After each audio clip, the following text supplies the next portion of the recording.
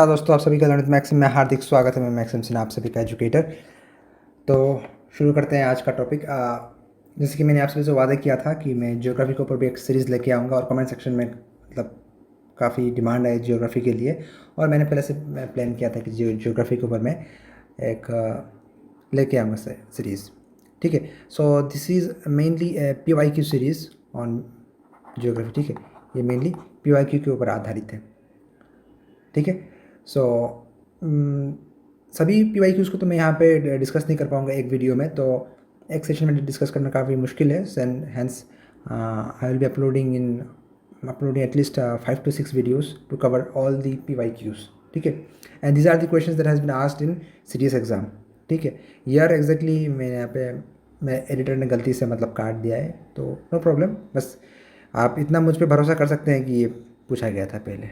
ठीक है, ओके, मैं रैप कर लेता हूँ। ठीक है, so let's start the first question.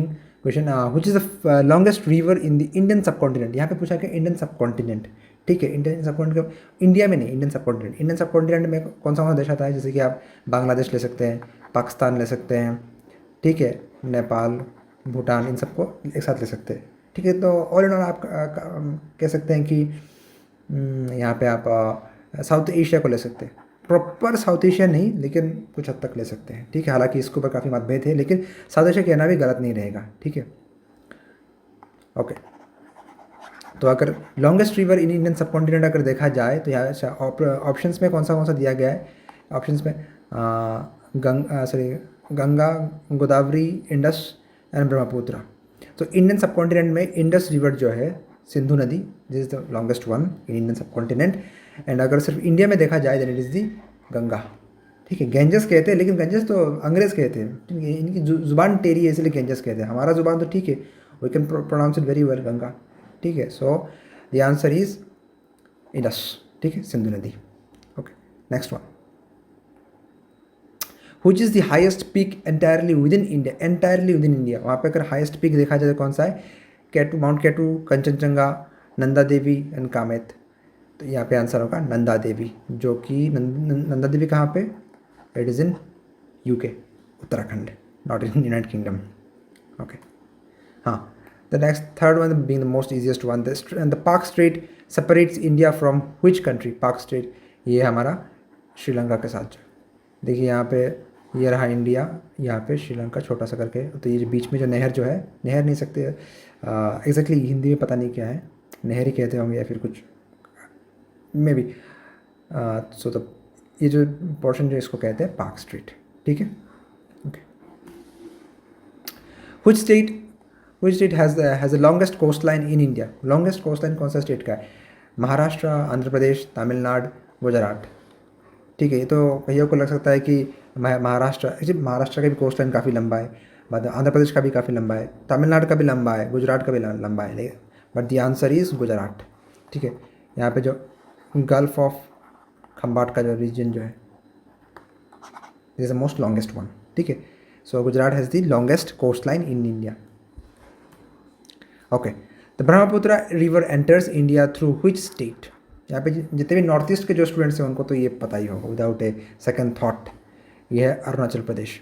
Actually क्या है, वो तिब्बत से ऐसा करके आया और सीधा वो यू टर्न मार के अरुणाचल प्रदेश होकर आसाम में आया है। ठीक है, तो the answer is Arunachal Pradesh. The Western Ghats are also known as, Western Ghats का एक और नाम क्या है? That is Sahyadri. Sahyadri is the another name of Western Ghat. Which river is also known as the sorrow of Bihar. Sorrow of Bihar किस नदी को कहा जाता है? And it is called Koshi. Koshi river जो है इसको सौरो ऑफ बिहार भी बोलते हैं। एक और यहाँ पे चाइना सौरोस भी है, चाइना सौरो। तो कौन सा नदी को कहते हैं? Yellow river. Yellow river, this Hwang Ho river. ठीक है, ये सौरो ऑफ बिहार क्यों कहा जाता है? सौरो क्योंकि देखिए बारिश के समय भी क्या होता है, बाढ़ जो होता है, बाढ़ आता है वहाँ पे, फ्लड काफ़ी ज़्यादा होता है। ठीक है, फ्रिक्वेंटली हर साल या फिर हर अगले साल फ्लड आता है। तो अभी तो थोड़ा कम हो गया, लेकिन पहले बहुत ज़्यादा होता था। तो सेम प्रॉब्लम है चाइना के साथ। चाइना में क्या होता है, येलो रिवर जो है अचानक से उसका लेवल बढ़ जाता है। ठीक है, और इतना खतरनाक होता है कि वो अपना दिशा परिवर्तन कर देता है, दिशा बदल देता है। इसीलिए मतलब चाइना का दुख भी कहा गया है। ओके अच्छा, बाय द वे मैं इस सेशन में लगभग 15 से 16 सवाल ले रहा हूँ, ठीक है। तो सभी को मतलब एक साथ करना लगभग मुश्किल है, नामुमकिन सा ही है। ओके, यहाँ पे देखिए 8th question, consider the statements about the western Ghat. Western Ghat के बारे में पूछा गया है। Run parallel to the western coast from Gujarat to Kanyakumari, yes. Are UNESCO world heritage site, yes. Older than Himalayas, yes. अगर माउंटेन्स में देखा जाए तो हिमालय तो काफ़ी यंग है, ठीक है, काफ़ी यंग है Himalaya. So the option 1, 2, 3 both are all are correct, hence option D 1, 2 and 3, this three are correct. देखिए यूँ तो क्या होता है, जब तीन ऑप्शंस जो होते हैं ना, जब तीन तीन ऑप्शंस होते हैं तो एक चांस होता है कि मतलब एक गलत हो सकता है, या तो 1 एंड 2, या फिर 2 एंड 3, या फिर 1 एंड 3, ऐसा होने का एक चांस होता है, ठीक है। लेकिन बहुत रेयर केसेस में तीनों के तीनों सही होते हैं, ठीक है। तो ये चीज़ मतलब ध्यान में रखिएगा। Okay, the Sundarban mangrove forest is located in which delta. Delta जो होता है ये ऐसा फॉर्म करता है, ठीक है। जो साइंस के जो स्टूडेंट्स हैं उन्हें पता होगा डेल्टा क्या है, तो वही डेल्टा से ये मतलब जियोग्राफी में डेल्टा का नामकरण किया गया है। Okay, so the options are Mahanadi delta, Godavari delta, Ganga Brahmaputra delta and Krishna delta. The answer is Ganga Brahmaputra delta, ठीक है।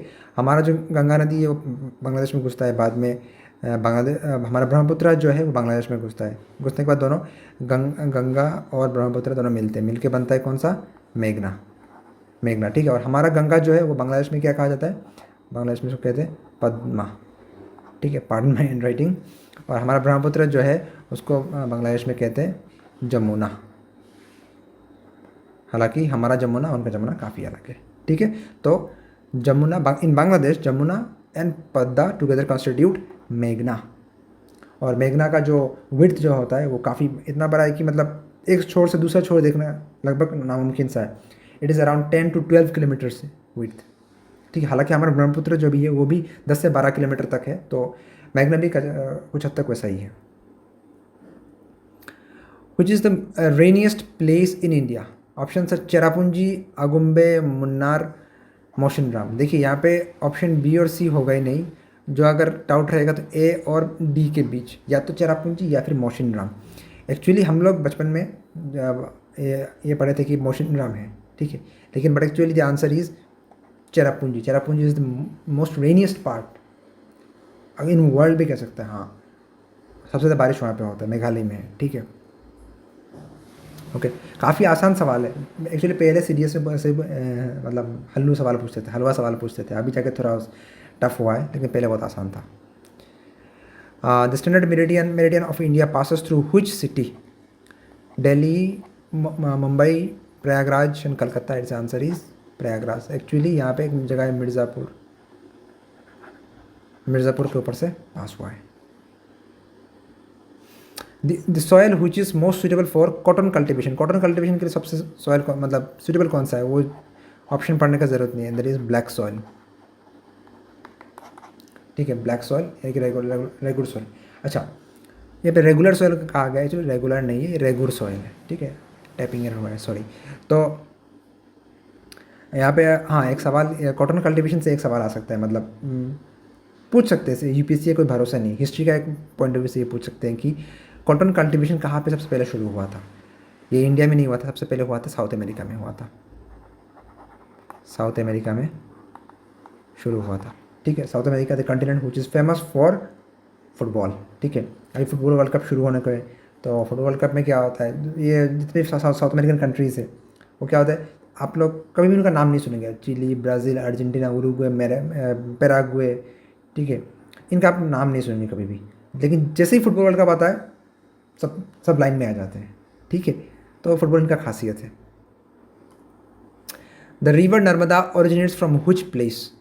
The options are Mahabaleshwar, Brahmagiri, Amarkantak, Mukteshwar. The answer is Amarkantak. काफ़ी डायरेक्ट सवाल पूछा है इन लोगों ने। Okay, the 14th one, which is the oldest mountain range in India। Oldest mountain range कौन सा है यहाँ पे, हिमालय तो मैंने पहले ही बोला कि यंगेस्ट वन है, तो ये नहीं होगा। Vindhya, eastern ghats, Aravalli. The answer is Aravalli.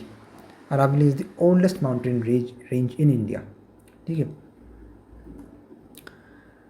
Actually ज़्यादातर जो सवाल पूछे गए हैं सबके सब मतलब डायरेक्ट फैक्ट बेस्ड क्वेश्चन है। बहुत ही कम ऐसा सवाल है जो मतलब कॉन्सेप्चुअल कॉन्सेप्ट बेस्ड है। हालांकि अभी जाके थोड़ा कॉन्सेप्ट बेस्ड सवाल पूछना शुरू किया कमीशन ने। Consider the following statements about Brahmaputra known as Sangpo in Tibet. Yes. Flows eastwards in Tibet before U-turn near Namcha Barwa. Yes, correct. In a west flowing river throughout. Is a west flowing river throughout. हाँ, अगर India में अगर देखा जाए तो ये west flowing river है, ठीक है। तो अभी अगर थ्रू आउट का अगर हम लोग ले थ्रू आउट तो यहाँ पे थोड़ा कंटेंशन आ सकता है, क्योंकि अगर आप देखें ब्रह्मपुत्र का ओरिजिन यहाँ से हुआ है, ठीक है। तिब्बत है तो ये ईस्ट में गया है, देन टर्न के वेस्ट में आया है, ठीक है। तो पहले हुआ है east flowing then west flowing. तो अगर हम लोग बोले कि थ्रू आउट अगर कंसिडर करें, अगर इंडिया में कंसिडर करें तो यस वेस्ट फ्लोइंग है, लेकिन नहीं ये थ्रू आउट कहा गया तो इंडिया और मतलब इंडिया का बात नहीं है यहाँ पे, ओरिजिन से लेके एंड तक, ठीक है। तो ये ऑप्शन 3 गलत हो जाएगा। तो ऑप्शन 1 एंड 2 करेक्ट, ठीक है। Option 1 and 2 are correct. The Chilika lake is located in which state? West Bengal, Andhra Pradesh, Tamil Nadu, Orissa. The answer is Orissa. Indian navy में एक शिप है जिसको INS चिल्का भी कहा के नाम दिया गया है, INS Chilka. The Kaveri river originates from, देखिए यहाँ पे Mahabaleshwar, Nashik, Amarkantak, Brahmagiri hills. The answer is Brahmagiri hills, ठीक है। सो काफ़ी आंसर सिंपल सा सवाल ही था।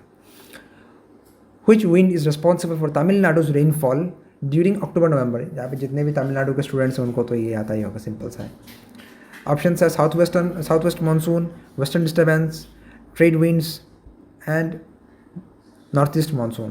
And the answer is north east monsoon, ठीक है। नॉर्थ ईस्ट मानसून जो आता है तब उसी के वजह से अक्टूबर नवंबर में बारिश होता है। लेकिन अभी क्लाइमेट चेंज का दौर है, घोर कलयुग है। क्लाइमेट चेंज की वजह से जितना भी मतलब वेदर पैटर्न है सब बदल रहा है, शिफ्ट हो रहा है, ठीक है। सऊदी अरब में भी बर्फबारी हो रहा है, आप क्या बताएं। और here comes the last question, which type of rainfall is caused by orographic barriers? ये काफ़ी कॉन्सेप्चुअल क्वेश्चन है। साइक्लोनिक रेनफॉल नाम से बिल्कुल भी नहीं होगा। कन्वेक्शनल रेनफॉल पॉसिबिलिटी है, frontal rainfall and relief rainfall. ये answer is relief rainfall. Relief rainfall ही होता है जो ओरोग्राफिक बैरियर्स की वजह से होता है, ठीक है। सो ये तमाम से जितने मैंने कोई क्वेश्चन लिया था आज के सेशन में, इनमें से out of this 19 the last one is the only one which is conceptual in nature, जो कि कॉन्सेप्चुअल है। बाकी तो मतलब फैक्ट बेस्ड हलवा क्वेश्चन है, ठीक है। तो आज के वीडियो में मैं बस 19 सवाल को ही ले रहा हूँ, 20 लेने वाला था लेकिन थोड़ा एडिटिंग के प्रॉब्लम की वजह से नहीं हो पाया, ठीक है। सो पार्डन मी फॉर दैट। सो अगले सेशन में हम लोग कोशिश करेंगे 20 से 25 सवाल को लें, ठीक है। And there are around 100 questions, ठीक है। मेरे पिछले 5 साल के 5 साल यानी कि आपके साल में 2 बार होता है, तो लगभग 100 के करीब तो सवाल हो ही गए, ठीक है। तो उन सबको हम लोग एक डिस्कस करेंगे, ठीक है। वो सब डिस्कस करने के बाद मैं आपके लिए टॉप 500 MCQs एक सीरीज़ लेके आऊँगा आपके FCAT और CDS एग्ज़ाम से पहले, ठीक है। और CAPF वाले जो भी है वो भी ये देखिएगा, ठीक है। तो जितने भी डिफेंस एग्जाम के जो स्टूडेंट्स हैं उनके लिए ये इंपॉर्टेंट है ये वीडियो, ठीक है। So this is for today. Maxim Sinha signing off. पढ़ते रहिए, खुश रहिए। Maxim Sinha signing off. Jai Hind.